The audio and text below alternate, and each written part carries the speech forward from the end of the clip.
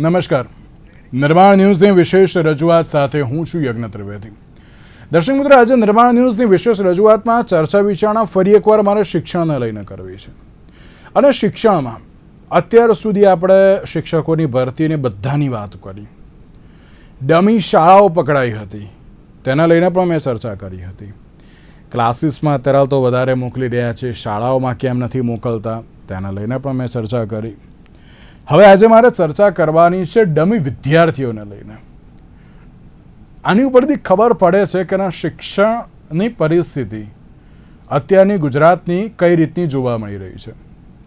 ગુજરાતની વાત કરવામાં આવે અને તેમાં પણ રાજકોટની વાત કરવામાં આવે તો રાજકોટમાં જે અત્યારે પરિસ્થિતિ સામે આવી છે, ખાલી જિલ્લાની વાત કરું છું હું તો 34 સ્કૂલમાં 2 વર્ષમાં 78 જેટલા વિદ્યાર્થી ડમી તરીકે ભણ્યા હોવાનો જે ઘટસ્ફોટ કરવામાં આવ્યો હતો. હાજરી મામલે પણ તપાસો હવે શરૂ કરવામાં આવી છે. એક તરફ ખાનગી શાળા સંચાલક મંડળ દ્વારા ડમી એજ્યુકેશનનો જે વિરોધ કરવામાં આવે છે અને બીજી બાજુ અત્યારે આ પ્રકારની પરિસ્થિતિ સામે આવી છે. સવાલ એ થતો હોય છે, આ જે 34 શાળાઓના જે નામ અત્યારે હાલ તો આવ્યા છે, આ તો એક તપાસ હાથ ધરાઈ હતી, એક જિલ્લાની ખાલી વાત છે. હું હજુ પણ ટાંકીને કહું છું, એક જ જિલ્લાની વાત છે કે જેમાં 34 સ્કૂલો છે અને 34 સ્કૂલમાંથી 78 વિદ્યાર્થીઓ છે. જો એક જિલ્લામાં આટલું હોય, બધા જો જિલ્લામાં સર્વે કરવામાં આવે તો કેટલો આંકડો આવશે? આમાં સવાલ એ થતો હોય છે કે આ એક શિક્ષણ વિભાગની એક ગંભીર બેદરકારી સામે આવે છે. ચાલો, બેદરકારી તો બરાબર છે, પણ તેની સાથે અમુક વાર એવું હોય છે કે જે ક્લાસીસમાં અત્યારે તો જતા હોય છે, એ ક્લાસીસમાં જવાનું જે શાળા હોય છે તેમાં આપોઆપ એની એટેન્ડન્સ અત્યારે તો ભરાઈ જતી હોય છે. તે બી બાબત પણ સામે આવતી હોય છે. એવા ઘણા બધા ક્લાસીસ પણ છે. તો હવે આમાં એક એવી પણ બાબત થાય ને કે બીજી શાળામાં જ ના મોકલો, ક્લાસીસમાં જ મોકલો એટલે કોઈ વાંધો ના આવે.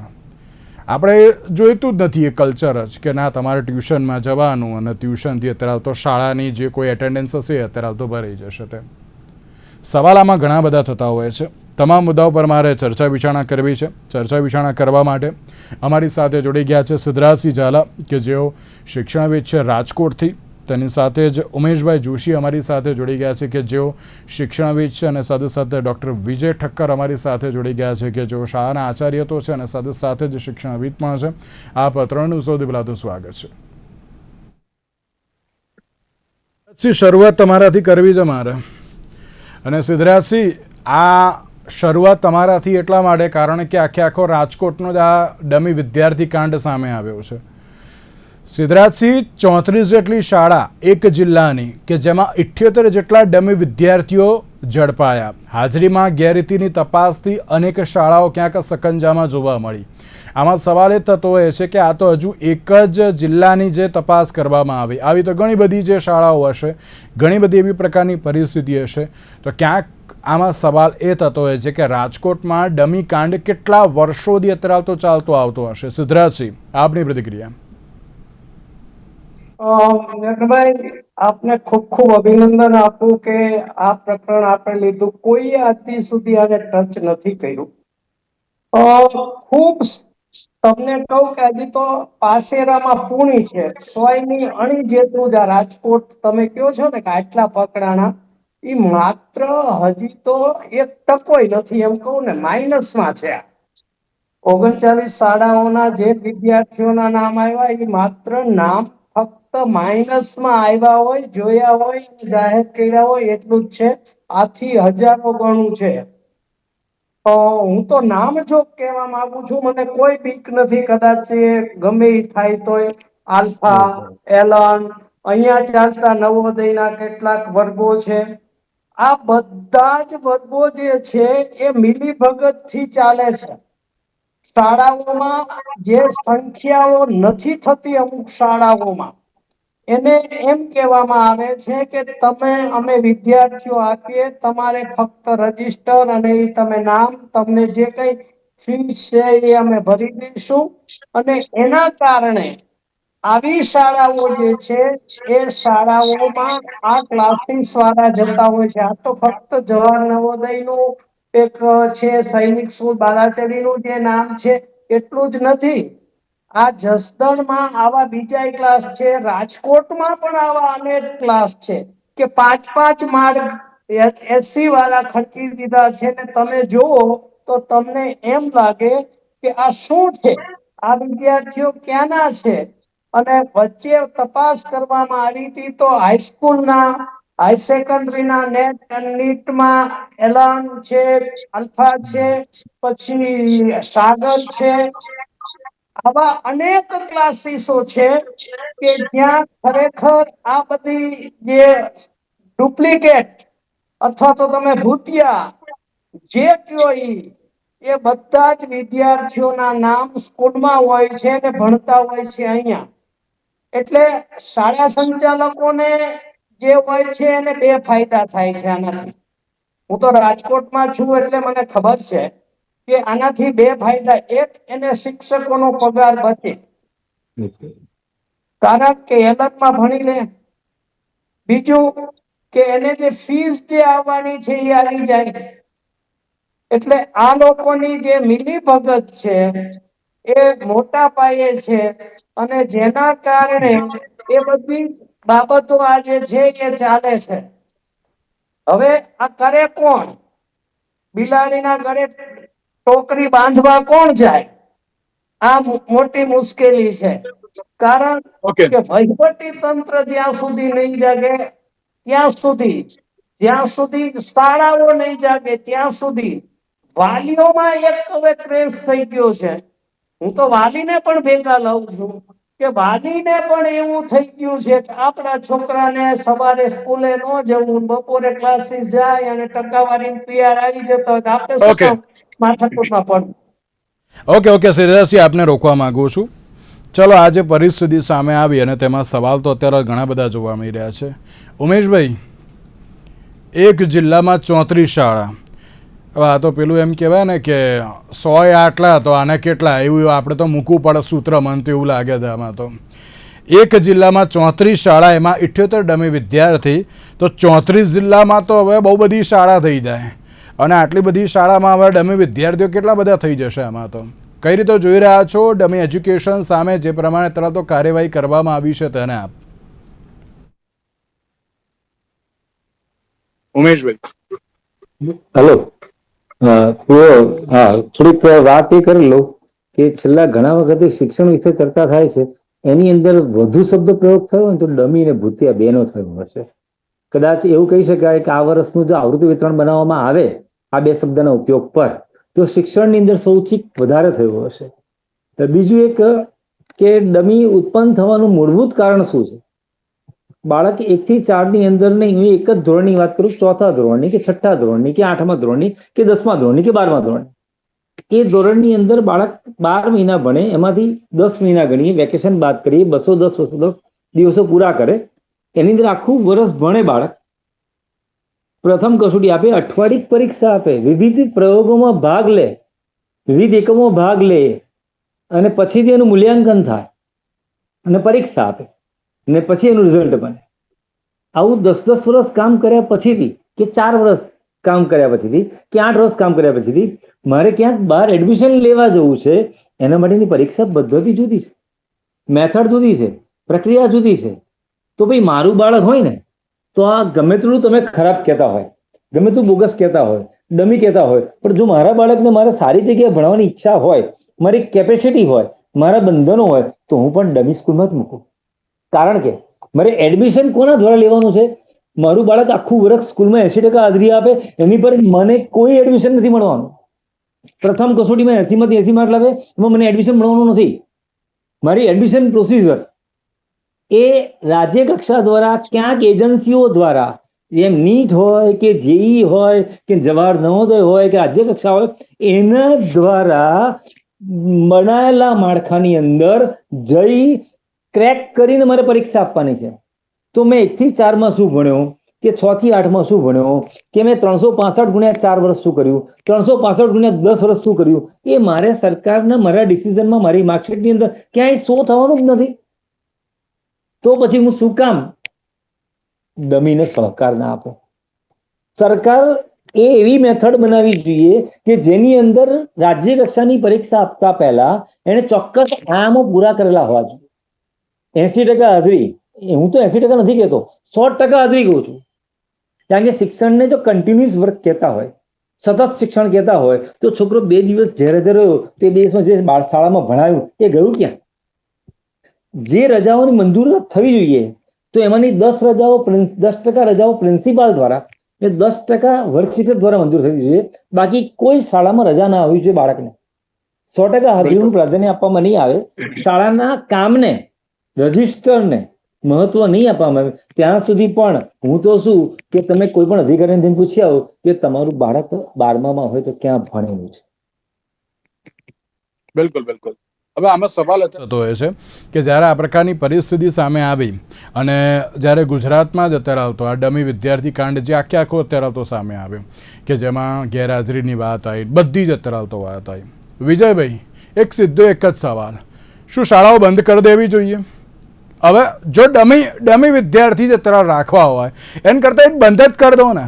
જે પણ અત્યારે તો આ જે કોચિંગ સેન્ટરો છે કે જે પણ કંઈ છે એમને ડાયરેક્ટ અત્યારે તો બધું આપી દો કે ભાઈ શાળાએ નહીં જવાનું, અહીંયા જ જવાનું, અહીંયા જ એટેન્ડન્સ આવશે, અહીંયા જ ગવર્મેન્ટની જે કોઈ પ્રોસિજર હશે એ બધું થશે. તો એ જ પ્રકારની ક્યાંક પરિસ્થિતિ લાવી દો ને.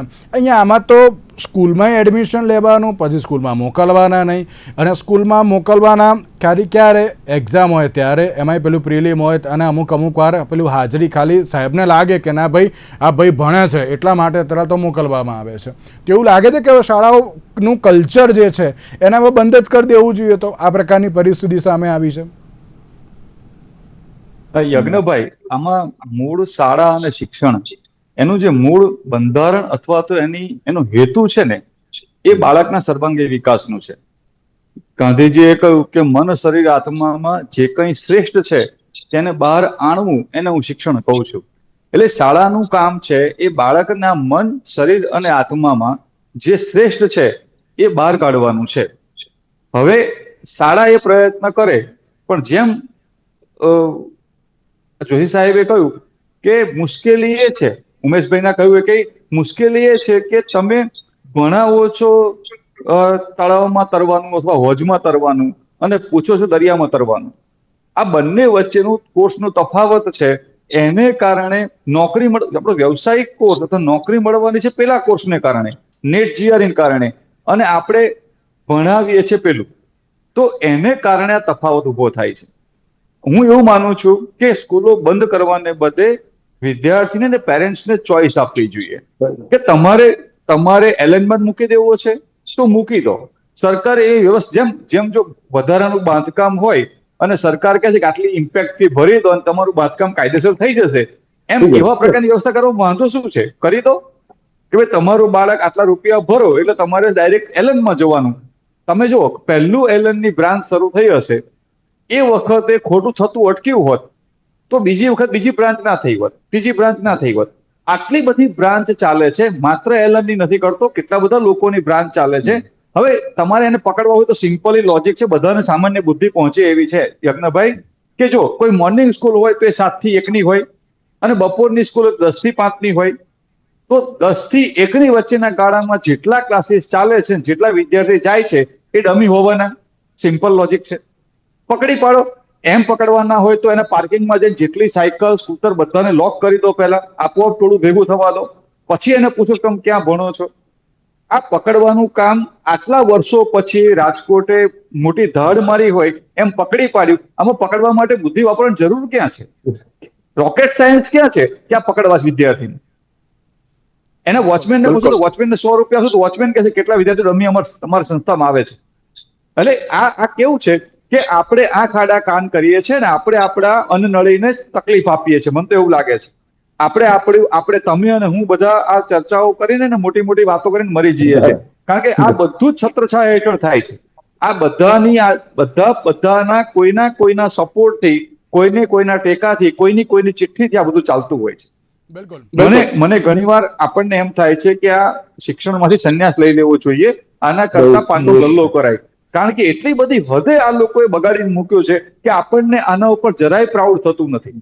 આ શિક્ષણની વ્યવસ્થા ઉપર જે મહેનત કરે છે એ દુઃખી થાય છે, અને જે લોકો અમસ્તા જ ચાલે છે, બધા ખોટા રસ્તાઓ અપનાવે છે, એ ચાલવા દે છે. આખલાઓની જેમ મોજ કરે છે. જી, બિલકુલ સાચી વાત. છે. એવું લાગે છે કે આ જે પરિસ્થિતિ સામે આવી આ 78 જેટલા ડમી વિદ્યાર્થીઓની, ઘણીવાર એક સવાલ એવો થતો હોય છે કે ભાઈ એ શિક્ષકો સરખું નથી ભણાવતા. આવો સવાલ દરેક જગ્યાએ થાય છે. નીટ અને JEE માટે તો મારે બહાર જ જવું પડે, તો પછી અમે કેમ અત્યારે તો ક્લાસીસમાં ના મોકલીએ, એવું અત્યારે તો બાબત જોવા મળે છે. તો શું આપણે જે શાળાઓમાં અત્યારે તો જે શિક્ષકો જે ક્વોલિફાઈડ નથી અત્યારે તો એવું કહેવા માંગે છે અત્યારે? ના, એવું મારી દ્રષ્ટિએ નથી. પણ સાહેબે કીધું ને એ બહુ સાચી વાત છે કે બોર્ડના જે માર્ક્સ છે એને કોઈ વેઇટેજ નું કોઈ રહ્યું નથી. દાખલા તરીકે બીએડ ની કોઈ વેલ્યુ જ નથી રહ્યું, એટલે વિદ્યાર્થીઓ શું કરે છે, ટેટ ટાટ કરે. એવી રીતે નેટની જીની કે જે કઈ અગત્યતા છે એના કારણે સ્કૂલને પાંગડી બનાવી દીધી છે. અને સ્કૂલમાં એક કરાવવા માટેનો કોઈ શિક્ષક પાસે, મારી પાસે કે કોઈ પાસે એ લોકો સમય નથી રહેવા દેતા. કારણ કે શિક્ષકને વર્ગખંડમાં જવા જ નથી દેતા. સરકારી શિક્ષકો પૂરતી હું વાત કરું કે ગ્રાન્ટેબલ શિક્ષક પૂરતી વાત કરું, 72 પ્રકારના તો એમને કામ સોંપવામાં આવે છે. વસ્તી ગણતરી હોય કે એની ચર્ચા આપણે અત્યારે નહીં કરીએ, કેટલા કામો, પણ કેટલાય એને વર્ગખંડમાં રહેવા દેવામાં જ આવતો નથી. નંબર 2 કે કોઈ શિક્ષક માનો કે નથી ભણાવતો તો એને નીટના જીના એના બોર્ડના ટકાવારી ઉપર કોઈ એનું બંધન નથી. પહેલા હતું કે ભાઈ હાલો આટલા ટકા નહીં આવ્યા તો તમારો ઇજાફો અટકાવવામાં આવશે, બોર્ડમાં આટલા ટકાનું રિઝલ્ટ તમારા વિષયનું નહીં આવ્યું તો આટલું, બધું જ નીકળી ગયું છે. એટલે મારી દ્રષ્ટિએ સરકારશ્રીની, હું તો બહુ સ્પષ્ટ કહું છું કે સરકારશ્રીની ઈચ્છા શક્તિનો અભાવ છે આમાં. અને એમાંના કેટલાક મંત્રીઓ હોય કે પ્રધાનો હોય, સાહેબે કીધું એમ ચીઠી ચબરખી વાળાના જ આ ક્લાસ છે, નાના કે કોઈ સામાન્ય માણસોના ક્લાસ નથી કે જે ચાલે. એટલે મારી દ્રષ્ટિએ સ્કૂલ કરતા જે સરકારશ્રીનો જે ઈચ્છા શક્તિનો અભાવ છે, એમના મળતી આવો અથવા તો એમને ચૂંટણી ફંડ મળતું હોય એવું પણ મળે. હું તો બહુ સ્પષ્ટ કહું છું, મારે કોઈ પક્ષ સાથે લેવા દેવા નથી. તો એમની ઈચ્છા શક્તિના અભાવના કારણે આ ભૂતિયા વર્ગો કે ભૂતિયા રજિસ્ટર કે ભૂતિયા શાળા, હું તો શાળા પણ કહું છું ભૂતિયા ચાલે રાજકોટમાં. એક પણ સ્ટુડન્ટ નો હતી મેં એની પર પણ કરી હતી સિદ્ધરાજસિંહ. ઉમેશભાઈ હતા એ વખતે મારી જોડે એ ડિબેટમાં કે જે ભૂતિયા શાળાની જે બાબત અત્યારે તો સામે આવી તેને લઈને. પણ આમાં એક હજુ વાત મારે એડ કરવી છે સિદ્ધરાજસિંહ આપને પણ, કે લાગે છે કે હવે જે શાળાનું જે સ્ટાન્ડર્ડ છે, એટલે કે સ્કૂલનું જે સ્ટાન્ડર્ડ છે, તેને પણ વધારવા માટે એક પ્રયત્ન કરવો જોઈએ તેમ? 100% કરવો જોઈએ. વેલ ક્વોલિફાઈડ જો તમે ટીચર્સ ભણતા હોય, ટેટ ટાટ આટલી બધી પરીક્ષાઓ લેતા હોય, આ રીતે ભરતી કરતા હોય અને આટલા પગાર મળતા હોય, એ શિક્ષકો કામ કરતા હોય, એને જો આવી રીતે એના સ્કૂલમાંથી જો જતા હોય તો મારી દ્રષ્ટિએ એ બહુ ખરાબ બાબત છે. આજથી 6 મહિના પહેલા જ્યારે જીતુભાઈ વાઘાણી, મારા ખ્યાલ મુજબ, મારી ભૂલ ન થતી હોય, ત્યારે શિક્ષણ મંત્રી હતા, ત્યારે અહીંયા રાજકોટમાં આ સ્કૂલો ઉપર દરોડા પાડવામાં આવ્યા હતા અને 11 સ્કૂલો પકડાણી હતી કે જેમાં આખું મસ્ટર ત્યાં બોલતું હતું. મસ્ટર પણ એ સ્કૂલનું આખું મસ્ટર ક્લાસનું ત્યાં પકડાણું હતું, છતાંય કઈ નથી. હું એનો સાક્ષી છું. તેથી હું ત્યાં રેકોર્ડિંગ, આ બધા મીડિયા મિત્ર આપણા હતા અને હું ત્યાં હાજર તો પકડાણા, છતાંય સ્કૂલ ને કઈ નથી થયું, ક્લાસીસ ને કઈ નથી થયું. આ તો પ્રાથમિક શાળાની નવોદયની પરીક્ષા જેવી બાબતો છે પ્રાથમિકની. એટલે આમાં સવાલ એ છે, તમે જે રીતે કહ્યું ને કે આખું પકડાયું હતું, તો ઉમેશભાઈ આમાં એક જ વસ્તુ સીધી અત્યારે તો જોવા મળે છે કે જો રાજ્ય સરકારની ઈચ્છા શક્તિ હોય તો આ બધું અત્યારે તો અટકી જાય. ઈચ્છા શક્તિ જ મહત્વની છે. કારણ કે આપણે કહીએ ઈચ્છા શક્તિ વગર કશું જ શક્ય નથી. પરંતુ એક તમારો એક બહુ મસ્ત સવાલ હતો, શાળાઓ બંધ કરી દેવી જોઈએ. એક બહુ મને ગમ્યો સવાલ, કારણ કે જો આ ચાલતું હોય તો આ જરૂરી છે. પણ એક પ્રશ્નાર્થ ચિહ્ન સાથે હું કહું છું કે આપણે જે શાળાઓ ચલાવીને મેરિટ વાળા છોકરાઓ છે ને, એ 10 કે 15% લોકોને જ IIT, TE, એન્જિનિયરિંગ કે મેડિકલ એન્જિનિયરિંગ સુધી જવાનું હોય છે. અને બીજા 60% વિદ્યાર્થીઓ વ્યક્તિઓ આપણી જોડે એવા હોય છે જેમાં આપણે સારા ડ્રાઈવર જોઈએ છે, સારા મિકેનિકો જોઈએ છે, સારા વર્કરો જોઈએ છે, સારા પ્લેસમેન્ટ વાળા જોઈએ છે, સારા બીકોમ વાળા માણસો જોઈએ છે. બધા સીએ ની જરૂર નથી. તેની હદ જે કામ કરનારા ફોલો પર વર્કરો જોઈએ છે, જેમાં એડમિનિસ્ટ્રેશન કામ કરી શકે, જેના આપેલી અધિકારીઓ દ્વારા અપાયેલી સૂચનાઓનું સંપૂર્ણ અનુકરણ કરી અને પહોંચી શકે. સૌથી મોટો માણસ આની જરૂર છે. આ જે ફિલ્ડના જે ક્લાસીસ ચાલે છે, જે ટોપર્સ ચાલે છે, એ 10 કે 12% લોકો છે. 10 કે 12% વિદ્યાર્થીઓ એમાંથી લાભ મળે છે અને એની એટલી જ જરૂર છે સમાજની. જ્યારે સમાજને સારા ડ્રાઈવરો, સારા વર્કરો, જેની અંદર વાર્ષિક કામનું ઉપયોજન કરવું જોઈએ. આ બધાની પ્રકારની પરીક્ષાઓનો આપણે વિરોધ નથી કરતા શિક્ષક તરીકે, કારણ કે આપણા ક્વોલિટી જોઈએ છે આપણે. પરંતુ એ ક્વોલિટીની અંદર એક કલ્ચર, શિસ્ત, સમન્વય, સંઘાત, સાથ, બાળકો સાથેનો સમન્વય, વર્ગશાળા, શાળાના કોમ્પિટિશન, આ બધાનો સહકાર મળે અને પછીથી આપણે આગળ વધીએ કે પછી પરીક્ષા લે કે પછી આગળ જવાય, જેની અંદર એક વર્ષ દરમિયાન બાળકે કરેલું વાર્ષિક કામની નોંધ થાય. અને અત્યારે આપણે એમ કહીએ છીએ કે નવી શિક્ષણ નીતિની અંદર પ્રેક્ટિકલ બેઝ વર્ક, તો ડમી વિદ્યાર્થીઓ પ્રેક્ટિકલ ક્યાં કરવા જઈશું? સાહેબ એકલા પ્રેક્ટિકલ કરશે? જો તમારે NEP 2020 કરવી હોય ત્યાં 100% હાજરીનું મહત્વ હોવું જોઈએ. કન્ટિન્યુઅસ લર્નિંગ શબ્દ કાઢી નાખો. જો ડમી સ્કૂલ છોકરાને એબસન્ટ રહેવાની છૂટ મળતી હોય તો ડમી સ્કૂલ શબ્દ કાઢી નાખો. સ્કૂલ એટલે 100% પ્રેઝન્ટેશન. સરહદ ઉપર 10 દિવસ સૈનિકોની શું કરશો તમે? ટ્રાફિક પોલીસ 25 જણા નહીં આવે, તમે શું કરશો? તો શાળાની અંદર બાળકોને શિક્ષકો નિયત કરવાનું શું તમારે?